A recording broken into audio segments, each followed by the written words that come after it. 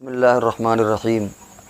ایک سوال ہے کہ ہم اپنے گھر میں اردو کا اخبار منگاتے ہیں اور اس میں دینی مضامین ہوتے ہیں،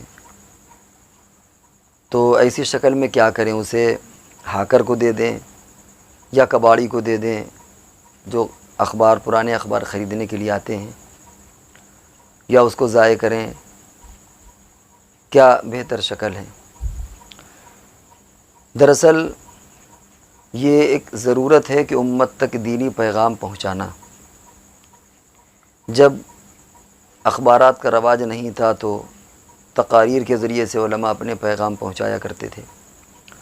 اب سوشل میڈیا کے ذریعے سے بھی پہنچاتے ہیں، رسائل کے ذریعے سے بھی پیغام پہنچایا جاتا ہے، لیکن ایک بہت بڑا ذریعہ اخبار بھی ہے۔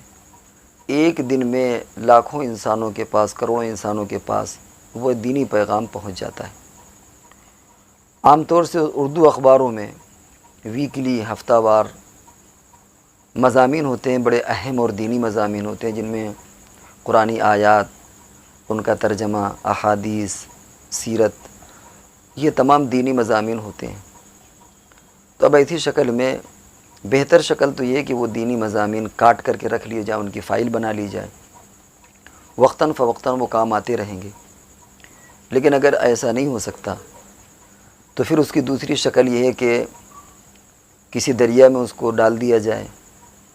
اگر قرب و جوار میں کوئی ایسا دریا نہیں ہے، یا زحمت ہے، یا یہ ڈر ہے کہ کہیں اگر ہم دریا میں اسے ڈالیں گے تو ممکن ہے کوئی حکومت کا آدمی دیکھ لے اور وہ یہ کہے کہ تم اس دریا کو پولوٹ کر رہے ہو، گندہ کر رہے ہو، تو پھر قبرستان میں اس کو دبا دیں کھود کر کے۔ اور اگر یہ بھی مشکل ہو، دشوار ہو، تو جلانے کی بھی گنجائش ہے۔